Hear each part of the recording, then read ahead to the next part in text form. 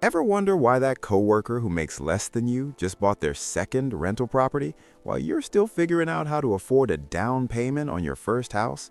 Or why some people seem financially bulletproof while others making twice as much are one emergency away from disaster?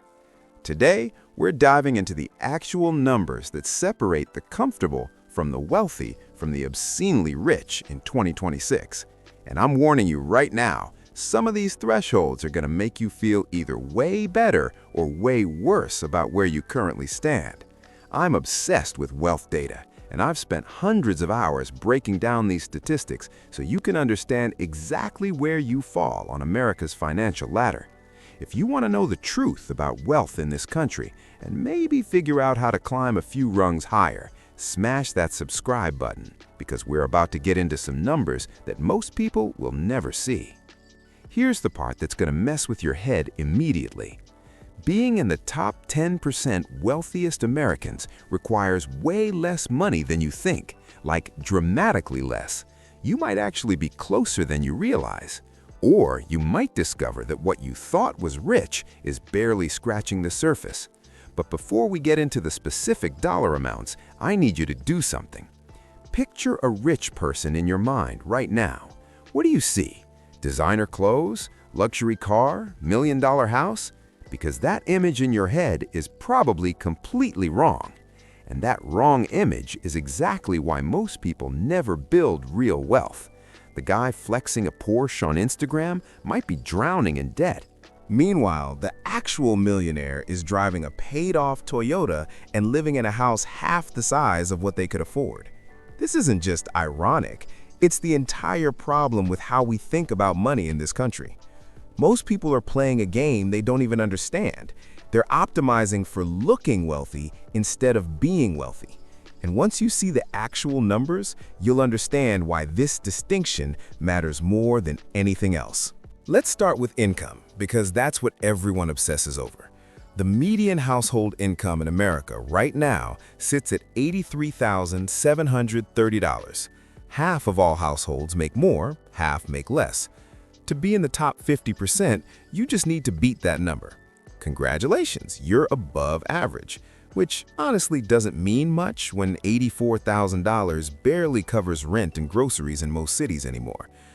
Jump up to the top 25%, and now you need about $150,000 household income. This is where breathing room starts, where you can actually save money instead of just surviving. But we're still not talking about rich. We're talking about comfortable. The top 10% by income starts at $251,360 per year. Now we're getting somewhere. These households can afford nice homes, good vacations, and actually put serious money away. But remember, this is household income. Two people each making $125,000 puts you here. Nothing magical about it. To crack the top 5%, you need $335,575 annually. This is where financial stress starts fading. These families can afford almost anything they want within reason, send kids to private school, build real wealth if they're smart about it. And the top 1% of income earners? That threshold sits at about $659,000 per year for households, around $450,000 for individuals. This is serious money territory. Income becomes almost irrelevant for daily decisions. But here's the truth bomb that's going to change how you think about everything. High income doesn't mean wealthy, not even close. There are people earning 7 figures who are technically broke because they spend 8 figures. There are also people earning modest salaries who've built millions through consistent saving and smart investing over decades. This is why net worth tells the real story. Net worth is what you own minus what you owe. Everything you have minus everything you owe equals your true financial position. And this number is way more important than your salary could ever be. The median net worth for American households is about $193,000. Half have more, half have less. Think about that. Half of all households have less than $193,000 to their name. Total, everything combined. For households under 35, the median drops to just $39,000. That's barely enough for a decent used car, let alone a down payment on a house. This is why understanding these numbers isn't just interesting, it's critical for your financial survival. To reach the top 50% by net worth, you need more than that $193,000 median. Nothing impressive, but you're ahead of half the country. The top 25% starts at approximately $659,000. This is real financial security. Owned homes, substantial retirement savings, the ability to weather storms without going broke. The top 10%? That requires about $1.9 million in net worth. This is where serious wealth begins. Multiple investment accounts, probably investment real estate, enough assets that money starts working for you instead of you working for money. If you're learning something that's shifting how you think about wealth, hit that subscribe button right now because we're about to get into the part that really separates the players from the pretenders. The top 5% of households by net worth have at least $3.8 million. Notice that jump from $1.9 million to $3.8 million? That's not just a step up, that's a completely different league. This is generational wealth territory if managed right. And the top 1%?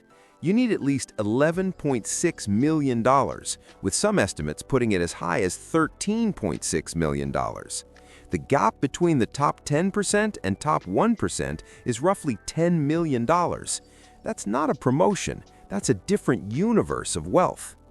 Here's what most people completely miss about these numbers. The gaps aren't linear. The difference between middle class and upper middle class is real but manageable. The difference between upper middle class and truly wealthy is absolutely massive, and the strategies required to jump between these tiers are completely different. Let me break down what life actually looks like at each level, because the numbers alone don't capture it. In the bottom 50% by net worth, you're in survival mode. Every unexpected expense is potentially catastrophic. Car breaks down, now you're choosing between fixing it or paying rent. You're not building wealth, you're trying not to drown. The top 50% feels like finally getting your head above water. Some emergency savings, maybe a small retirement account, not constantly stressed about every dollar.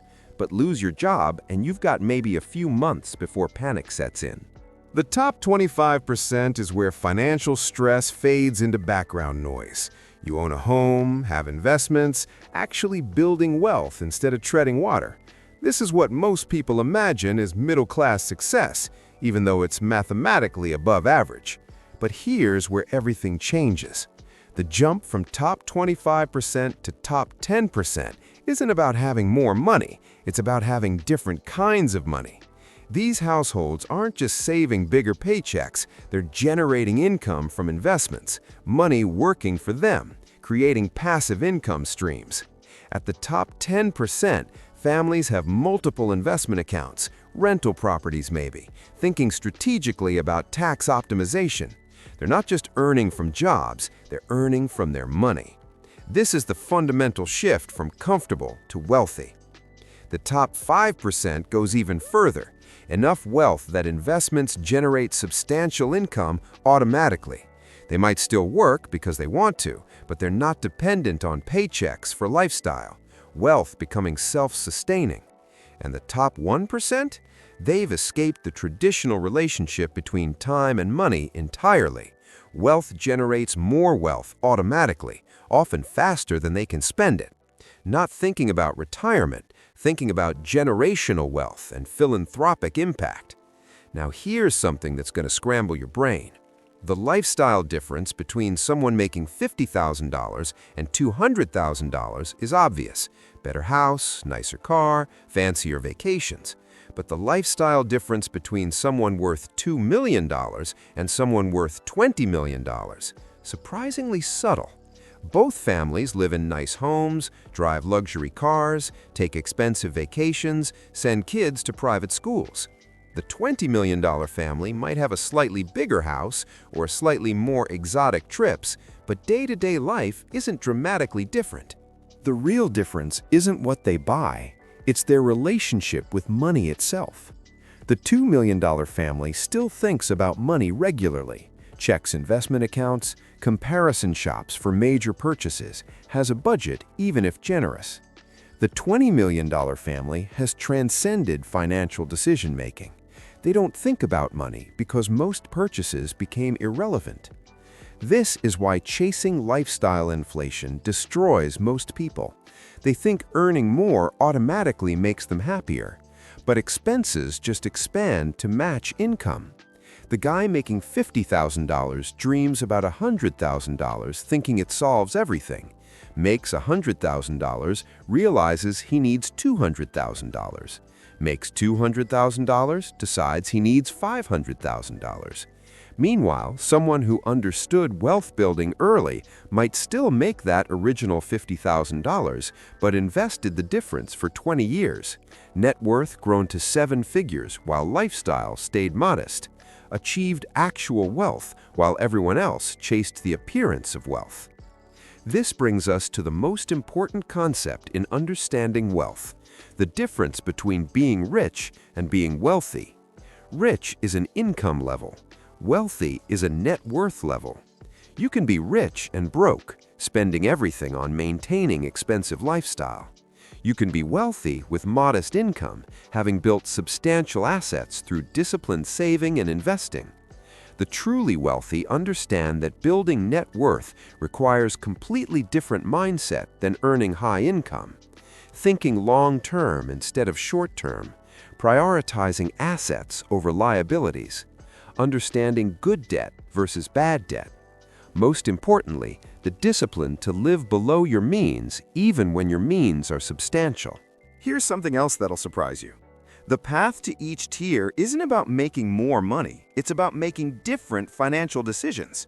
Families in the top 10% aren't just earning more, they're doing fundamentally different things with money. Maximizing retirement contributions, investing in appreciating assets, minimizing tax burden through legal strategies, thinking strategically about debt, understanding that a mortgage on appreciating real estate is different from credit card debt on depreciating purchases.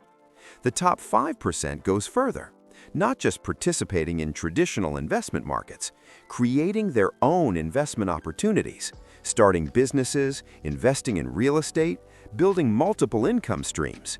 Diversification isn't just different stocks, it's different types of assets entirely. And the top 1%? Playing an entirely different game. Not building wealth-generating systems. Owning businesses that produce income whether they work or not. Investing in opportunities unavailable to regular investors. Structuring finances to minimize taxes and maximize growth across generations. But here's what's really fascinating. Strategies that work at one level don't work at the next. Budgeting and saving strategies that move someone from bottom 50% to top 25% won't get them to top 10%. Investment strategies for top 10% might not be available or appropriate for someone just starting out. This is why financial advice seems confusing or contradictory. Advice for getting out of debt is completely different from advice for optimizing investment portfolios.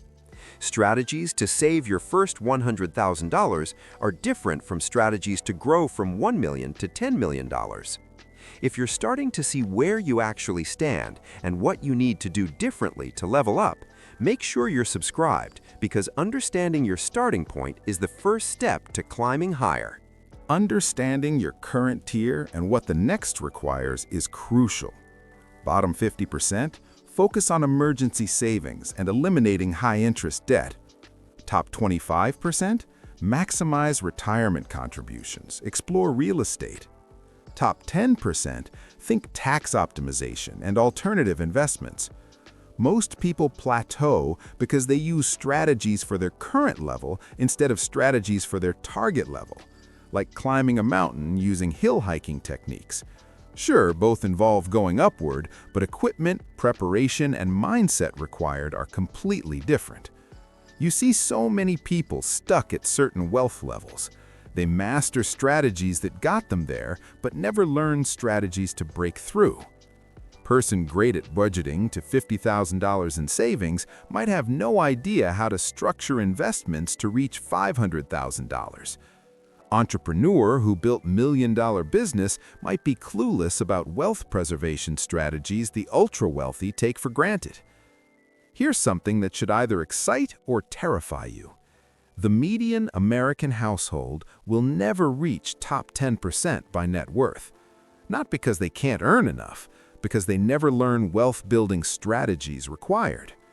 They spend entire careers focused on income optimization instead of net worth optimization. Think about this. Two people, both earning exactly $100,000 per year for entire careers. One retires with $3 million. Other retires with $300,000. Same income, completely different outcomes. The difference isn't luck or market timing, it's understanding how wealth actually works. Person retiring with $3 million understood every dollar has potential to become multiple dollars through compound growth, maximized retirement contributions, invested in appreciating assets, avoided lifestyle inflation trap catching most high earners.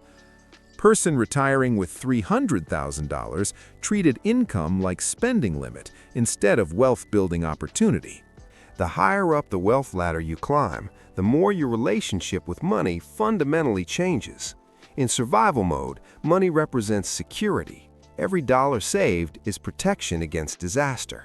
At comfortable middle class, money represents options. Choose where to live, what to drive, where to vacation. But at true wealth, money becomes almost abstract, not about what you can buy anymore, about what you can build, create, influence. Ultra-wealthy aren't thinking about purchasing power. They're thinking about impact and legacy. Money becomes tool for achieving goals extending far beyond personal consumption.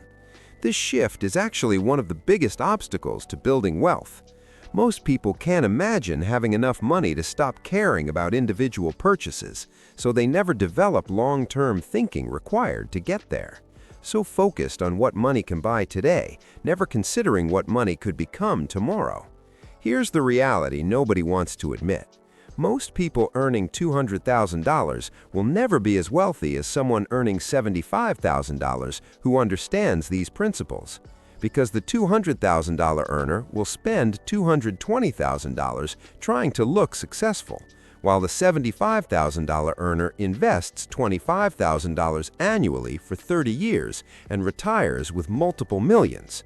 The system rewards discipline and strategy, not income. It rewards thinking decades ahead instead of months ahead. It rewards understanding the difference between assets and liabilities, between good debt and bad debt, between building wealth and performing wealth. So where do you actually stand? Are you in survival mode, comfortable middle class, or already building real wealth? More importantly, what tier are you targeting, and are you using the right strategies to get there? Because here's the final truth. You can't budget your way from middle class to wealthy. You can't save your way there either. At some point, you have to shift from trading time for money to having money work for you. That shift is what separates the top 25% from the top 10%. And mastering that shift is what separates the top 10% from the top 1%. The numbers we've covered today aren't just statistics. They're a roadmap. They show you exactly where you are and exactly what's required to reach the next level, whether that's getting out of survival mode into stability or jumping from comfortable into true wealth territory. The question isn't whether you can get there. The question is whether you're willing to make different decisions than the people stuck at your current level. Because that's all it takes. Different decisions repeated consistently over time. So here's what I want to know. Where do you fall in these wealth tiers? And more importantly, where are you watching this from? Drop a comment telling me your country or city and which tier you're currently in or targeting.